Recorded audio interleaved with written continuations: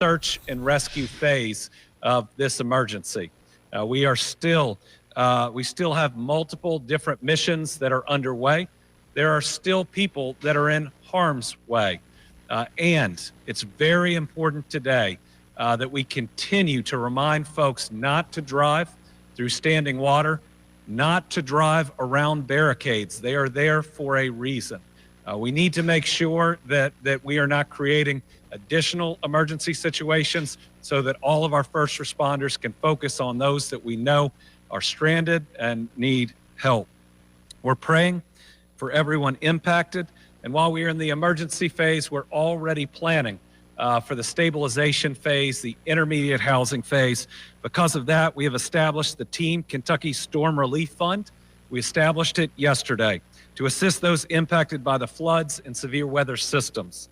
Those who can, please donate at teamkystormrelieffund.ky.gov. The first use of this fund is always to pay for funerals so that families don't have to wait around for reimbursement.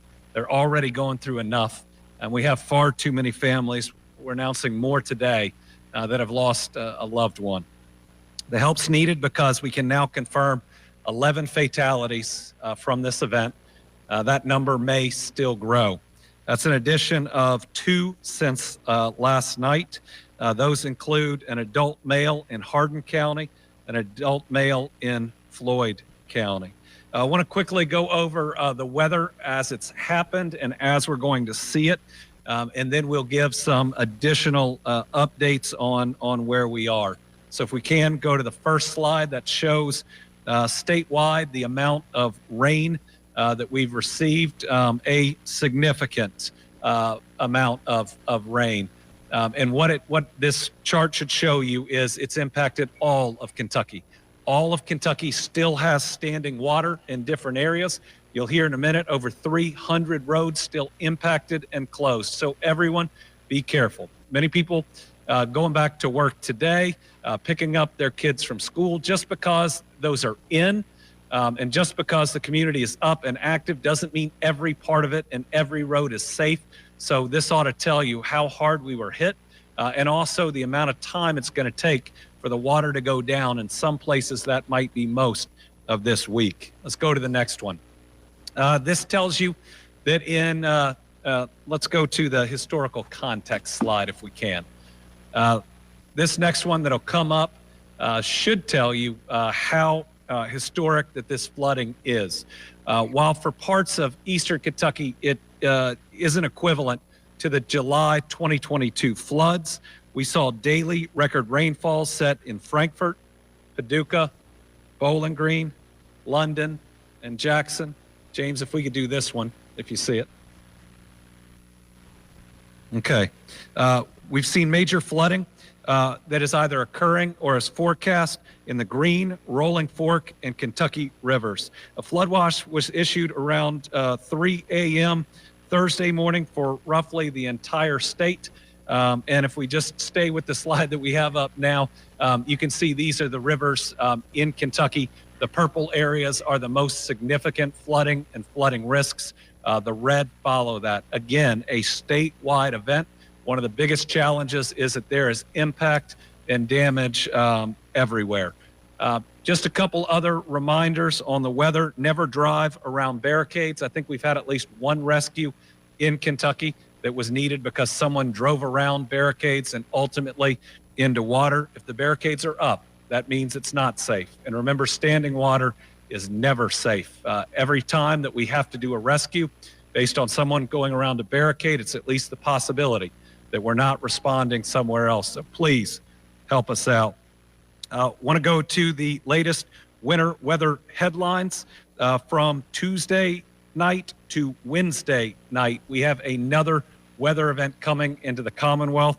Unfortunately, right now it is for most all of the Commonwealth, save for parts of northern Kentucky. What this means is water that's out there, we still have a lot, can freeze.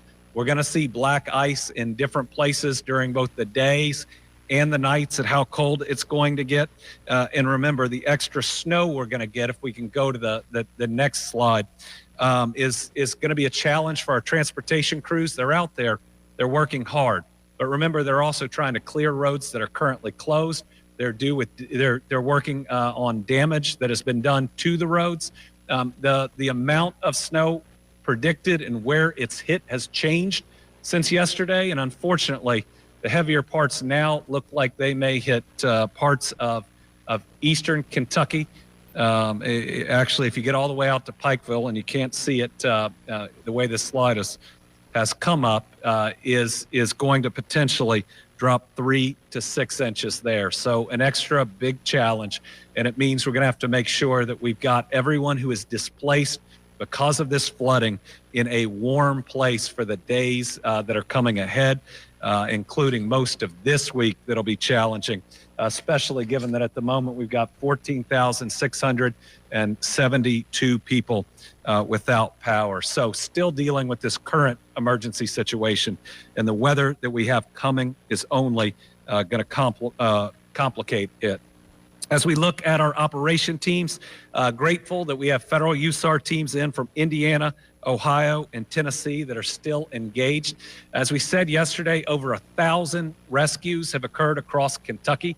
The speed of those rescues is thankfully decreasing as the water has either crested or is going down in many areas of the state. But there are still some significant active missions that are going on right now that are very important. As we just said, 14,672 customers without power. That's gone down significantly, which means, as always, our crews are out there doing their best to restore power where we know it's going to be out the next couple days. Again, very important to make sure those people are safe and likely out of their house, either with relatives in a state park or another warm, dry place. Water outages. We have 17,245 customers without water. 28,070 are under a boil water advisory. We have one system that's not in operation at all and 28 systems in limited operations. We have 7 wastewater systems not operational. What flooding especially can do, and just the pressure that it puts on these lines is really significant. We have 33 wastewater systems under limited operation, 9 experiencing bypasses, and 6 are experiencing discharges from portions of their collective system. For the Kentucky National Guard, this is no longer just a Kentucky mission.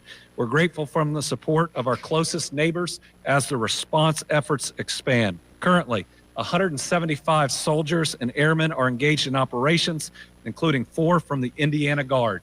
Today, we'll welcome additional aviation crews from Indiana and Tennessee, strengthening our response, and we are grateful for their help.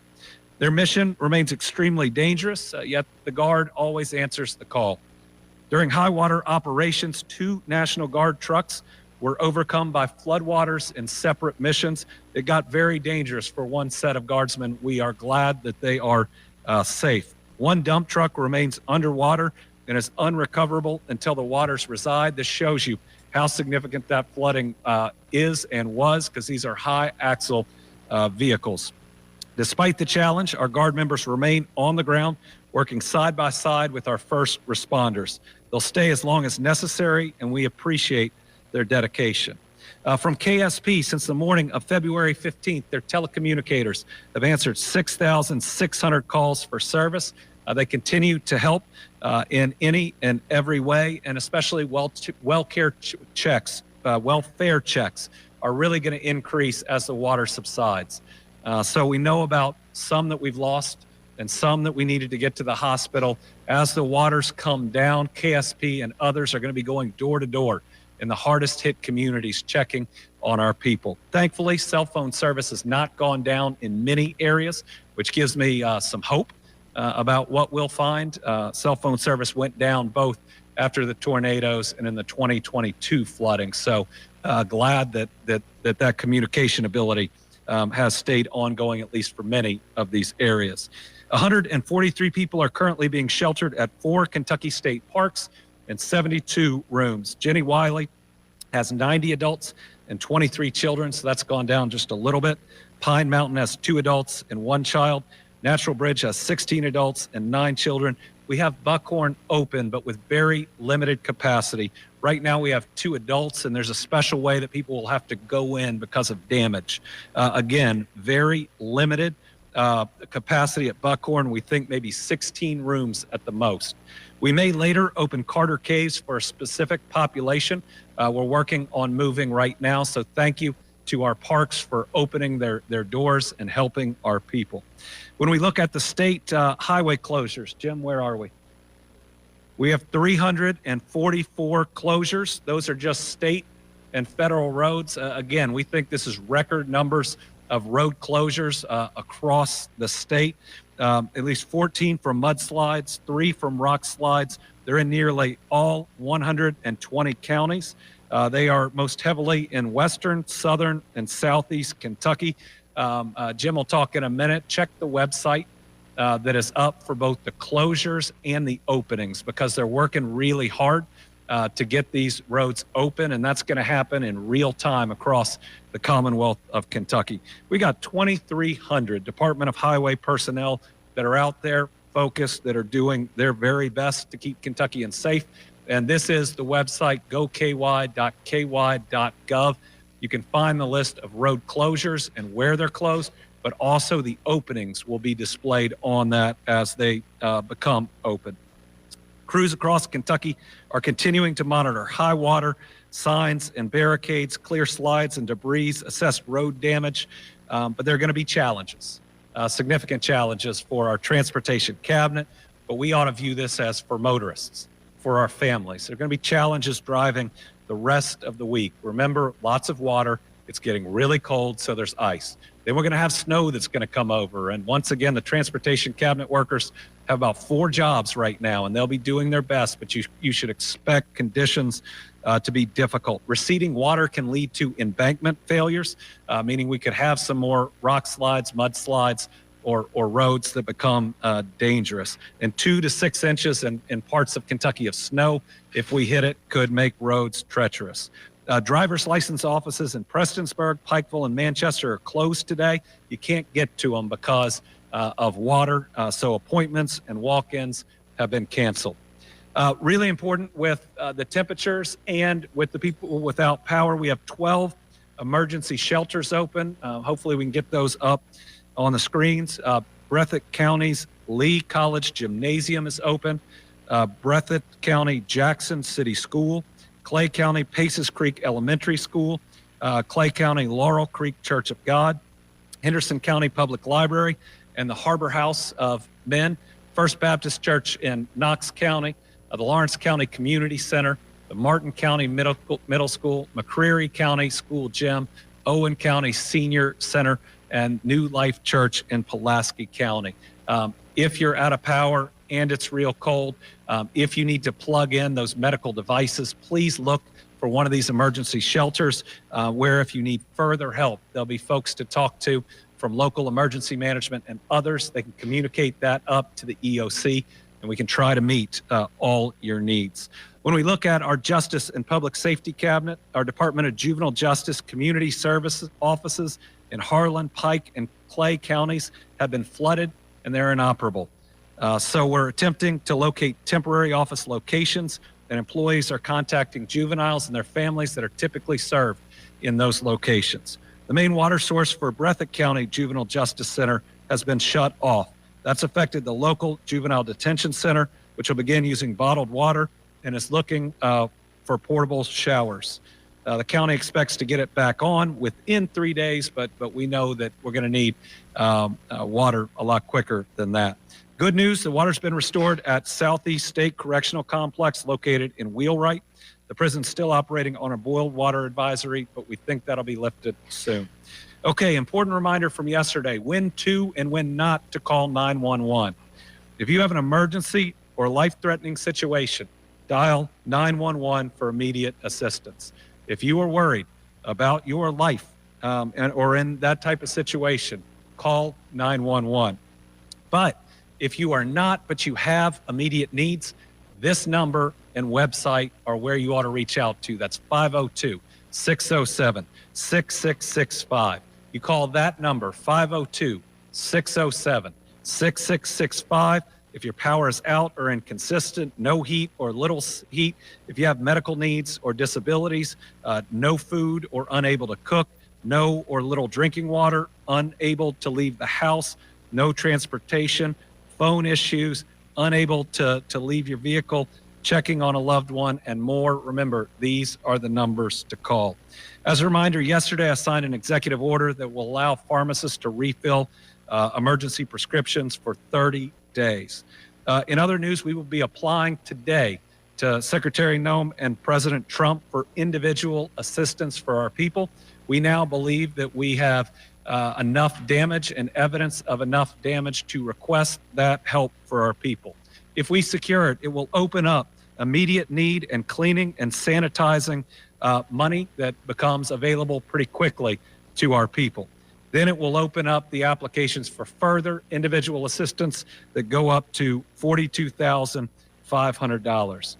Finally, from me today, I will be headed to Pikeville at about noon today to tour beginning about 1. We'll have a press conference in the Pike County Courthouse at 2 p.m. Hoping after that I'll be able to visit families at Jenny Wiley if we're able to do that today. Finally, we have a significant operation underway involving a couple of apartment complexes. We should have more news on that as the day goes, but I mainly just want to say thank you to everybody out there participating in that mission from multiple states, both helicopters and boat crews, as well as encourage the residents out there, if you're watching, to take advantage of that evacuation. We want to get you somewhere safe where you'll be safe in the days to come. With that, I'll turn it over to Secretary Gibson for some additional updates. Very much, sir. Governor does a really great job of explaining this operation in whole, and I really appreciate his support as this continues to unfold. We know out west, most of those counties have begun to stabilize through this event, but as we continue to see, the east half of our state is still in a struggle, and we know that, and we're here. We're expanding this operation, continuing to open call centers to be ready to take your calls. We've been receiving numerous calls from that number that's been put up and shared, and that's what we need to hear from you, what you need, how we can help you. And so as the east of our state is still in this event, we know that this is going to be a few more days of this initial response, and then we'll start to stabilize and then work through this disaster. Ongoing operations, just like the governor's told you about. Martin County is a very active area right now. The Tug Fork River is swollen to a very high level, and it's threatening a lot of homes there. So we have a lot of our teams that we've brought in from across the state have been asked to respond to that area, most recently just to get in there and start beginning that relief effort. We have a lot of people that live along the Tug Fork there into that area, and that is it's a specific area of concern right now. If rescuers come to you, or anyone out there is getting this message, please heed their warnings. Know that this is a dangerous situation. Power could be out for some considerable amount of time. There's cold weather coming.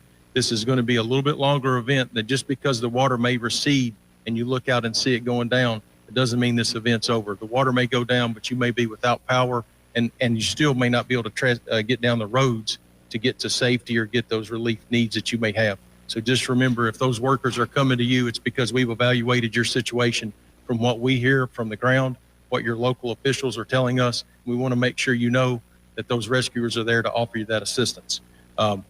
We have a lot of people in the state right now doing this work. A huge effort from FEMA, a huge effort coming in from our partner states. Can't say enough about North Carolina sending us teams in. Indiana has sent their conservation officers to help us. We have people in from all of several states, Missouri, Ohio, Indiana. We have a lot of people helping Kentucky right now, and that's I'm just thankful for that. As we continue to go through this event, we know that those guys are really putting in a lot, and gals are putting in a lot of hours doing this work, and it's just continuous for them. Short rest cycles, lots of hard work. So if you see them out there, give an opportunity to say thank you. As we continue to work, we know that our local officials have been in this fight as well. Our local firemen, policemen, emergency managers, EMS, Fish and Wildlife guys from the state of Kentucky, rescue squads, and we often don't say their name, but the rescue squads are so important to this mission. along with so many others, Department of Public Health, your local health departments, the local hospitals, everybody's reaching out to help.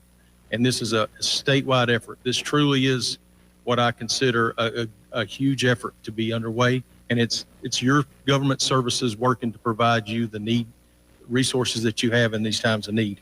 And there's so many, I can't even think to mention them all, but the work has been underway since early Saturday, and now we're into Monday. So there's been some long hours and a lot of effort. And we know we haven't reached everyone, and there may be people that still have unmet needs, and we're trying to get that word from you that you need help so we can get to you with the resources that we have. We're working specifically, like I said, over around that Pike and Martin County, our highest needs right now, but we may have others that we haven't even heard from. The portals that the governor has mentioned, the phone numbers, those are going to be open around the clock as we're expanding our call center to take more calls. If you called and we didn't get to your number, it's just because our staff have been inundated. So we know that those call centers are expanding to be able to meet the need for what you all are calling in for. We will continue to move this event through as the stabilization of Kentucky starts to, the counties start to happen. We'll move into that recovery phase. Our staff on the recovery section can't be forgotten in this effort as they're continuing to map these damages, track all the work that's been done, and then continue to draft these important documents that to the governor so that the governor can forward those up for our relief from the federal government. I would ask that you document your damages, be prepared to report those damages in a way that